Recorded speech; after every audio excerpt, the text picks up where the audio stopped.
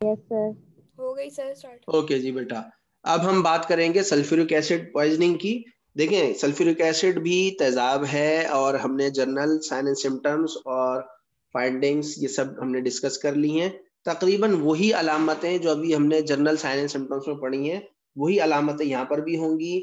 बस एक दो फीचर्स थोड़े से अलग होते हैं कि जब ये सल्फ्यूरिक एसिड का केस होता है, याद रखें सल्फ्यूरिक एसिड बहुत ज्यादा जो है ना वो स्ट्रॉन्ग एसिड है और अमूमन कंसंट्रेटेड ही एसिड अवेलेबल होता है, चाहे वो घर में मौजूद गंधक का तेजाब के नाम से मौजूद हो, चाहे लेबोरेटरीज में मौजूद हो, ये कंसंट्रेटेड फॉर्म में रखा हुआ होता है।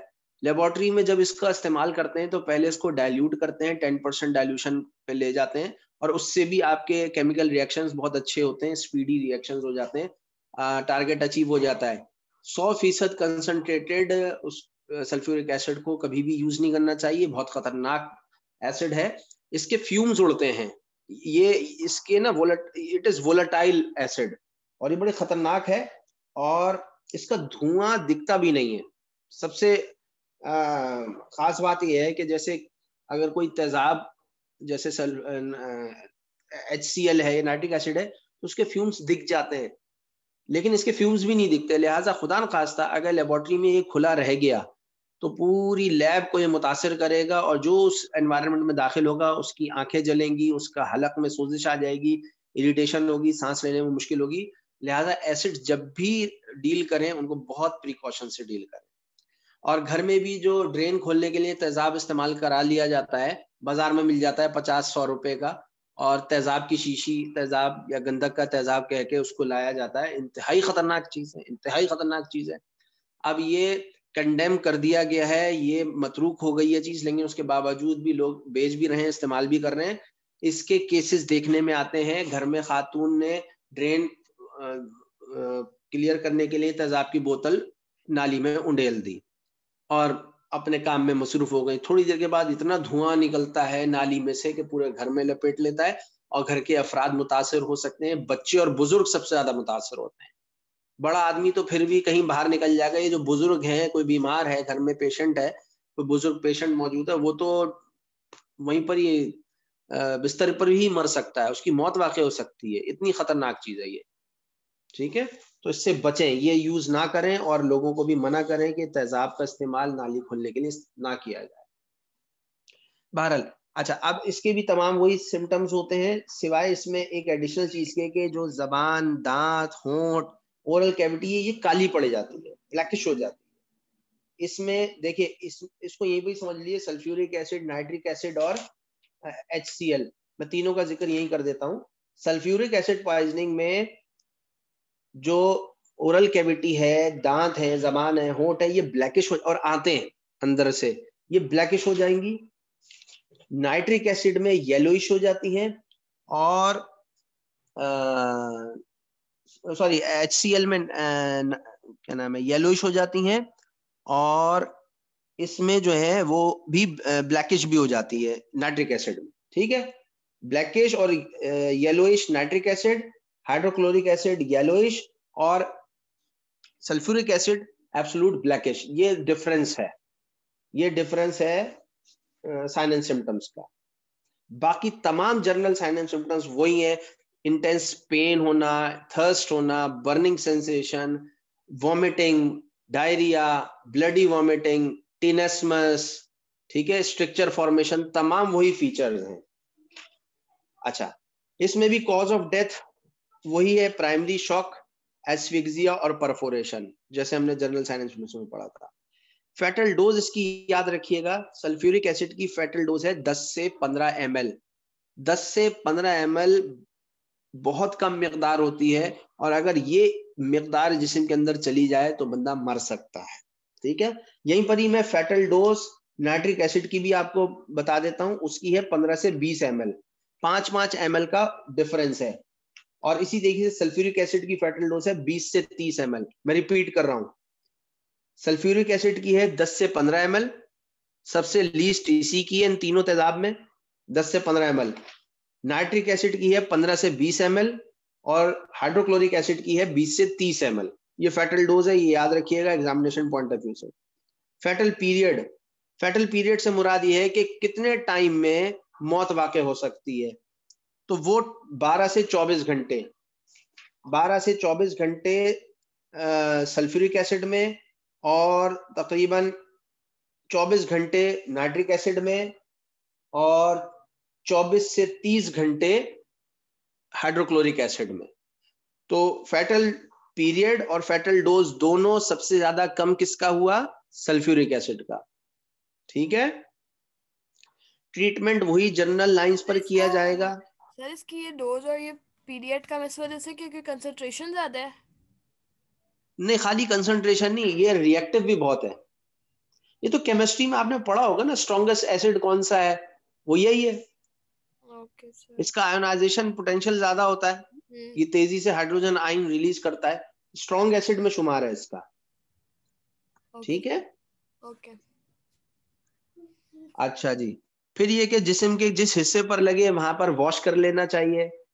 कोशिश ये करें कि सादे पानी से धो लें, ठंडे पानी से धो लें, और अगर साबुन का सॉल्यूशन अगर बन सकता हो तो उससे भी धो लें, क्योंकि साबुन जो है वो अल्कलाइन इन नेचर होता है। तो यहाँ तक तो बात ठीक है कि जिल्द पर बैरूनी तौर पर अगर तेजाब लग गया है तो साबुन के पानी से धो लें, लेकिन ये ना हो कि साबुन का पानी जो है वो पिलाना शुरू कर दें और अंदरूनी तौर पर भी इलाज करने की कोशिश करें, ऐसा कुछ भी नहीं है।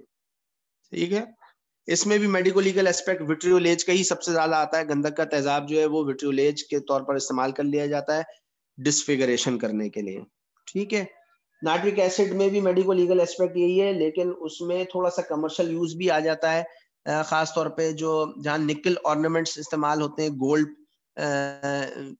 गोल्ड प्लेटिंग होती है, और कलरिंग मटेरियल्स यानी डाइंग इंडस्ट्री में नाइट्रिक एसिड का इस्तेमाल होता है। तो डाइंग इंडस्ट्री में भी ये हादसा देखने में आते हैं, वहां पर भी अगर मास्क ना लिया जाए, वहां पर एहतियाती तदाबीर ना अख्तियार की जाए तो ऐसे केसेस आ जाते हैं। ठीक है, हाइड्रोक्लोरिक एसिड में भी मेडिको लीगल केस वही है, विट्रोलेज है, सुसाइडल केसेस, एक्सीडेंटल वही है। कमर्शियल यूज भी इसका उसी तरीके से क्लीनिंग एजेंट के तौर पर इस्तेमाल होता है, लेबोरेटरीज में ज्यादा इस्तेमाल है, फार्मेसीज में इसका इस्तेमाल है, दवाइयां बनती हैं। आपने अक्सर देखा होगा जैसे कोई दवा, खासतौर पर एलोपैथिक में, जैसे डाइक्लोफेनेक सोडियम क्लोराइड, ठीक है, या HCl लिखा हुआ होता है आगे, तो वहां पर वो उसकी पीएच चेंज करने के लिए HCl का इस्तेमाल किया जाता है। ठीक, तो मैंने आपको यहाँ पर तकरीबन तीनों एसिड्स कंपैरेटिवली पढ़ा दिए। जनरल साइन एंड सिम्टम्स सबके वही हैं, अगर याद ना रहे किसी एक एसिड का खास तौर पर, तो आप जनरल साइन एंड सिम्टम्स भी अगर बताएंगे और जनरल पोस्टमार्टम फाइंडिंग्स भी बताएंगे और जनरल मेडिको लीगल एस्पेक्ट भी बताएंगे तो वो काबिल कबूल होगी बात, नथिंग टू वरी। और बुनियादी चीज आपके समझ में आनी चाहिए, और डिफरेंस कहाँ है फेटल डोज में और फेटल पीरियड में। ठीक है, ये आपके एसिड्स, खासतौर पर मिनरल एसिड्स यहाँ पर खत्म होते हैं। यहाँ तक अगर कोई सवाल है तो पूछिए।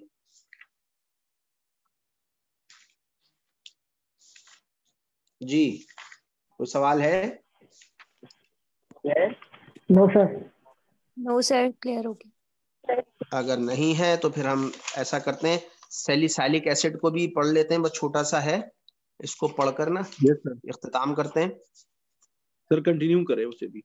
जी, देखिए सैलिसाइलिक एसिड, यहाँ पर इस वक्त मेरे पास यहाँ प्रेजेंटेशन में नहीं है, आप सुन लीजिए तो याद रहेगा इंशाल्लाह ताला आप लोगों को, और इसकी वीडियोस तो रिकॉर्ड पे होंगी। देखिए सैलिसाइलिक एसिड कहते हैं डिस्प्रीन को।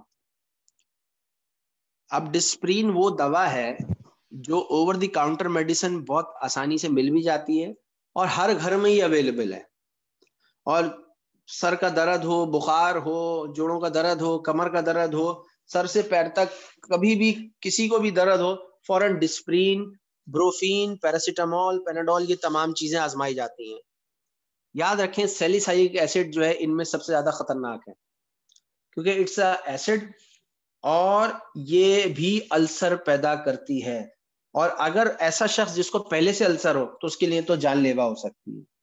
ठीक है, इसकी फिजिकल प्रॉपर्टीज कुछ इस तरीके से कि ओडरलेस क्रिस्टलाइन सॉलिड सब्सटेंस होता है, थोड़ा सा मिठास लिया हुआ होता है। डिस्प्रीन को अगर मुंह में लें तो थोड़ी सी मिठास आती है। ठीक है, लेकिन बाद में वो इरिटेशन भी करता है। तो मैदे और आंतों में वो इरिटेशन करती है, एब्जॉर्प्शन के बाद अपना सिस्टमिक इफेक्ट दिखाती है। इसकी कई फॉर्म्स हैं, सोडियम सैलिसाइलेट है, मिथाइल सैलिसाइलेट है और एसिटाइल सैलिसाइलिक एसिड है। ये जो एसिटाइल सैलिसाइलिक एसिड है ये डिस्प्रिन जो मार्केट में कमर्शियली अवेलेबल है, ये उसकी बात हो रही है।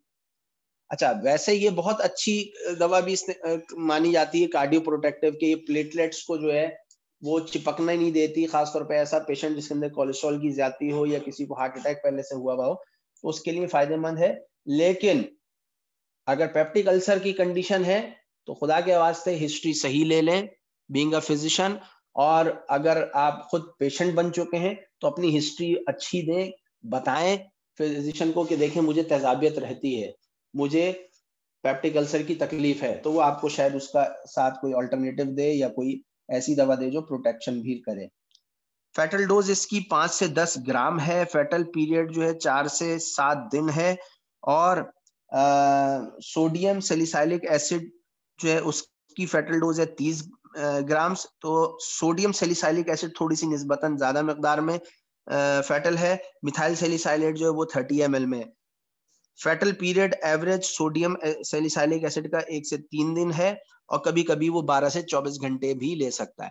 अच्छा, अब ये 12 से 24 घंटे भी जो होते हैं ना, ये भी क्रिटिकल होते हैं। इसका मतलब ये हरगिज नहीं होता कि अभी 24 घंटे मिल गए हैं आपको और आप जो है वो बस कोई मसला ही नहीं है, खुद ही ठीक हो जाएगा, ऐसी कहानी नहीं है। क्योंकि कंडीशन वर्सन होती चली जाती है, खासतौर पे जिसको पेप्टिक अल्सर है वो तो मौत के मुंह में खड़ा हुआ होता है। ट्रीटमेंट इमेटिक्स इसमें इस्तेमाल कराए जा सकते हैं, उल्टी कराना जरूरी हो जाती है बाद सूरत हाल में अगर उसने ओवरडोज बहुत ज्यादा कर ली है। गैस्ट्रिक लेवाज भी देखते हुए करते हैं। देखें, सल्फ्यूरिक एसिड में तो हमने बिल्कुल कॉन्ट्राइंडिकेटेड किया था, यहाँ पर थोड़ी सी गुंजाइश निकाल ली जाती है।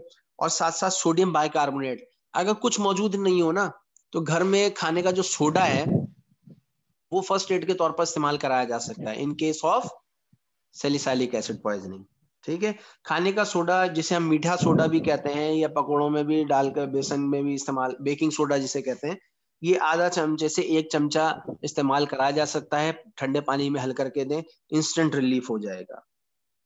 ये जो इनू, इनू का नाम सुना आपने? इनू, इनू का साशे आता है yes sir. Yes sir. Acidity को कम करने के लिए, उसमें क्या है? यही सोडियम बाइकार्बोनेट है बेसिकली। ठीक है, ये आपने सिट्रस सोडा का नाम सुना होगा, पेशाब लाने के लिए इस्तेमाल कराते हैं, पथरी के पेशेंट को इस्तेमाल कराते हैं सिट्रस सोडा। Yes sir. तो वो भी यही है। ठीक है, कमर्शियली इसको बनाकर बेचते हैं और पैसे कमाते हैं। बहरहाल घर में आसानी से इसका इलाज थोड़ा सा किया जा सकता है। मैग्नीशियम ऑक्साइड है, डिमल्सेंट्स हैं, ये इस्तेमाल कराए जाएंगे। आईवी ग्लूकोज सलाइन भी दी जा सकती है। पोस्टमार्टम फाइंडिंग्स वही मिलेंगी जो एक कोरोसिव पॉइजनिंग में मिलती हैं, जैसे कि गैस्ट्रोएंटाइटिस के निशानात मिलेंगे, फाइंडिंग्स मिलेंगी, सबक्यूटेनियस हेमरेज होगा और किडनीज जो है वो इरिटेशन के साइंस इन्फ्लेम्ड हो रही होंगी।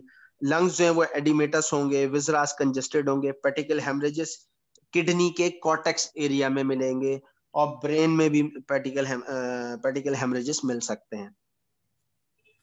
मेडिकोलीगल एस्पेक्ट यही है कि इसकी पॉइजनिंग ज्यादातर एक्सीडेंटल होती है, लोग बगैर सोचे समझे इसको इस्तेमाल करते हैं और हादसात का शिकार होते हैं। ठीक है, और ये एबॉर्टिफिशिएंट भी है, तो प्रेग्नेंट लेडीज के लिए खतरनाक साबित हो सकती है।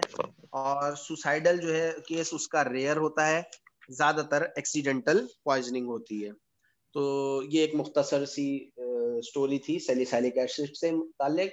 बस मैं यहाँ ये कहना चाहूँगा कि डिस्प्लिन का इस्तेमाल बगैर तिब्बी मशवरे के, बगैर फिजिशियन के मशवरे के ना किया जाए। ओवर द काउंटर मेडिसिन इसको बना दिया गया है, गलत है। मेडिसिन ओवर द काउंटर होनी ही नहीं चाहिए विदाउट प्रिस्क्रिप्शन। देखिए, ये कोई टॉफी या च्युइंगम या चिप्स या चॉकलेट नहीं है, ये दवा है। तो दवा हम बगैर मशवरे के कैसे इस्तेमाल कर लेते हैं? तो इसको डिस्करेज करना चाहिए। बीइंग अ फिजिशियन आपकी भी रिस्पॉन्सिबिलिटी है, एक अच्छे शहरी होने के नाते भी।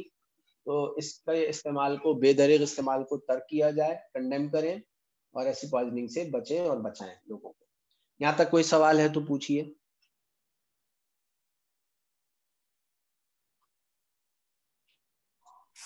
जी, कोई सवाल है डिस्प्लिन से मुताल्लिक? No sir. No no sir. No sir. चलें ठीक है, तो बस सर। आज से ऐड करें कि डिस्प्रिन बगैर सोचे समझे इस्तेमाल नहीं करेंगे। इंशाल्लाह सर। ठीक है, यस ओके सर। और सर। डिस्करेज करें इसको। आप ओके देखिएगा सर। आपके घरों में डिस्प्रिन का ओके पत्ता सर। जरूर मिल जाएगा। Okay sir. ठीक है। अच्छा, यहाँ मैं आपको बता दूं, अगर डिस्प्रिन का इस्तेमाल नागुजीर हो, फर्ज करें कार्डियो प्रोटेक्टिव के तौर पर आप डिस्प्रिन या बेबी डिस्प्रिन इस्तेमाल करा रहे हैं, तो उसके साथ कोई एक एंटासिड इस्तेमाल कराएं। पहले कोई एंटासिड जरूर दे दें। हमारी यहाँ कुर्से अल्कली होती है हर्बल मेडिसिन में। अच्छा, कुर्से अल्कली में बेसिकली क्या चीज है, यही सोडियम बाइकार्बोनेट है, खाने का सोडा है, उसी की गोलियां बनती हैं और अवेलेबल हैं। ठीक है। या हमदर्द की एक और आती है कुर्से इमलाह, उसमें भी यही चीज मौजूद है। या कुछ नहीं है तो जो पुदीना है, पुदीना मिंट, ये चबवा दिया जाए, ये खिला दिया जाए, पहले ये खिला दें और फिर डिस्प्रिन इस्तेमाल कराएं, तो काफी हद तक मैदे की प्रोटेक्शन रहेगी। ये जो मैदा है ना, ये दिन ब दिन डिस्प्रिन के इस्तेमाल से ये बिल्कुल कमजोर हो जाता है, भूख खत्म हो जाती है, और इसके फिर रिमोट इफेक्ट्स भी हैं। ये लोकल मैदे में तो जख्म डालती ही डालती है, किडनी की तरफ भी इसका असर, और किडनी फेलियर की तरफ लेके जाती है। वो लोग जो डिस्प्रिन का बहुत ज्यादा इस्तेमाल कर रहे होते हैं, उनकी किडनी जल्दी खत्म होती है, जल्दी मुतासर होती है। ठीक है, पथरी के चांसेस हो जाते हैं। तो बहरहाल इसका इस्तेमाल बहुत सोच समझ के किया जाए। ये कोई बेजरर गोली नहीं है, अल मुख्तसर, ये कोई बेजरर गोली नहीं है। ठीक है जनाब, चलें, उम्मीद है ओके सर। सब बातों पर अमल करेंगे। इसको पढ़िएगा, किताबें आपके पास मौजूद हैं। ठीक है, अस्सलाम सर एक क्वेश्चन था सर। वालेकुम जी जी पूछिए। अस्सलाम। सर कभी कभार जैसे घर में किसी को, फैमिली मेंबर को हाइपर एसिडिटी का इशू हो जाता है, जैसे कल परसों रात मुझे हो गया था, तो क्या उसमें हम सोडा यूज कर सकते हैं? बिल्कुल कर सकते हैं। पहले तो ये देखें कि खाने में क्या चीज इस्तेमाल की गई है, और कोशिश ये करें कि ओवर ईटिंग ना करें, लेट नाइट ना खाएं। अच्छा, अमूमन ये जो तेजाबियत होती है वो तली हुई चीजों से हो रही होती है, जिसमें रोगन ज्यादा होगा या मिर्च मसाले ज्यादा होंगे, या गोश्त गोश्त का इस्तेमाल भी जो है ना, वो भी यस बाज सर। मरतबा तेजाबियत करता है। बहरहाल उस वक्त अगर असल ऐसी में एक्यूट कंडीशन हो रही हो और कहीं क्लिनिक भी बंद हो, आप दवा भी हासिल ना कर सकें, तो घर में खाने का सोडा बआसानी मिल जाता है, हर घर में अवेलेबल है। आधा चमचा आधा गिलास पानी में हल करके उसको पी लीजिए। थोड़ी सी चहलकदमी कीजिए, गैसें निकलेंगी, रिलीज होगी, प्रेशर रिलीज हो जाएगा, ठीक हो जाएंगे।